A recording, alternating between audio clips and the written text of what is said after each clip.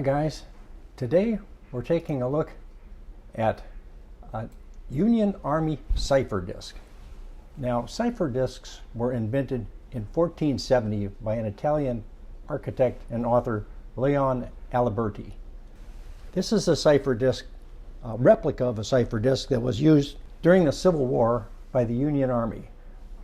And the letters AJM are the Chief Signal Officer, Albert J. Meyer. In the 1930s, cipher disks were labeled decoders and they were used as novelties. Many of the cipher disks were radio premiums or souvenirs, and they were called secret decoder rings.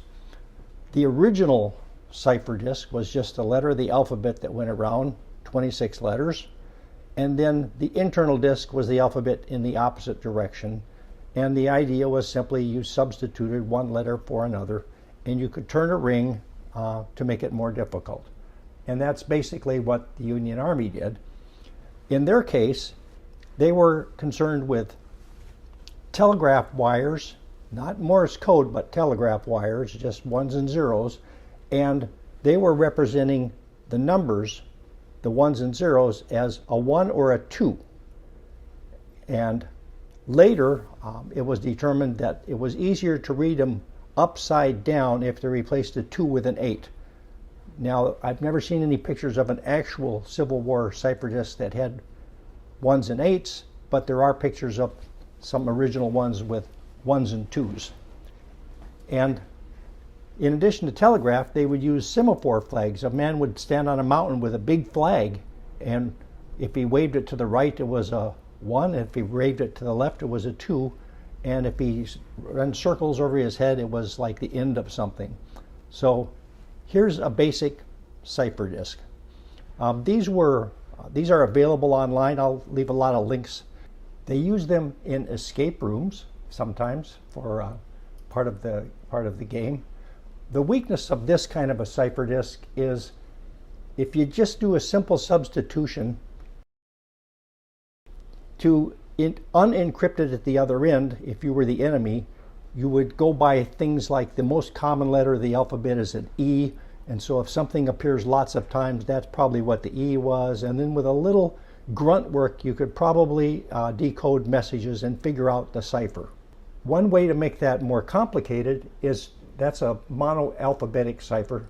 One way to make it more complicated is a polyalphabetic cipher, in which case, instead of using the particular transposition here, you move the inner ring, or in this case the outer ring, to a different setting, say after every 5 characters transmitted or every 10 characters, some predetermined amount.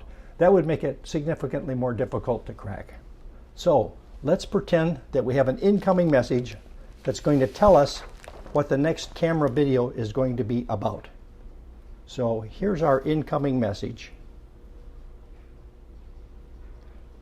Now, in order to decode this, we need to know the adjustment letter, which is, in this case, R.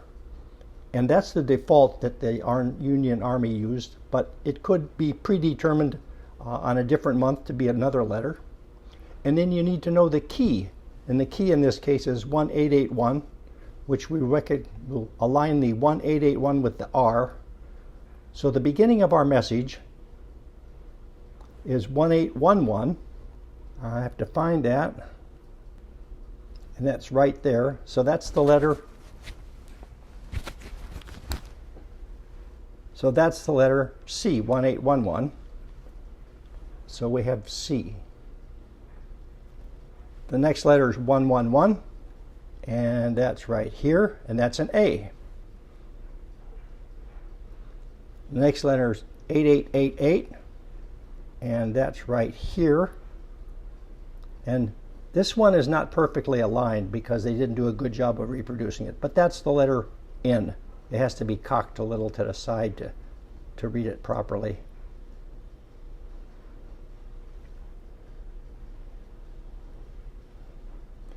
The next secret number is 888, and that's an O. And the next one again is 8888. That's the same as the other one, so that's another N. And then we have a 1181, which is over here, and that's TION.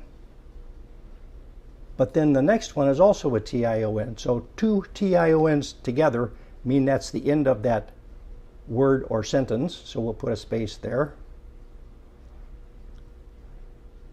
And then the next secret number is 111, which is an A.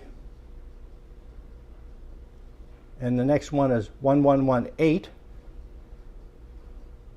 Sorry, the next one is 1888, which is a 7. And 7 is a special character in this case. It's the only number on here. So what that means is that the next thing transmitted will be a number. And the next secret number is 81, and that's an I. And numbers in the Union Army on these cipher disks were Roman numerals. The next two characters are 1181, same as these two.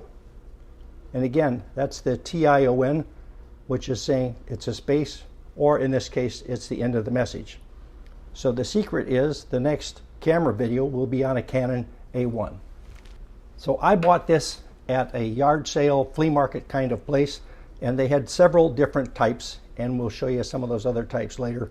In the meantime, stay tuned for the next video on the Canon A1.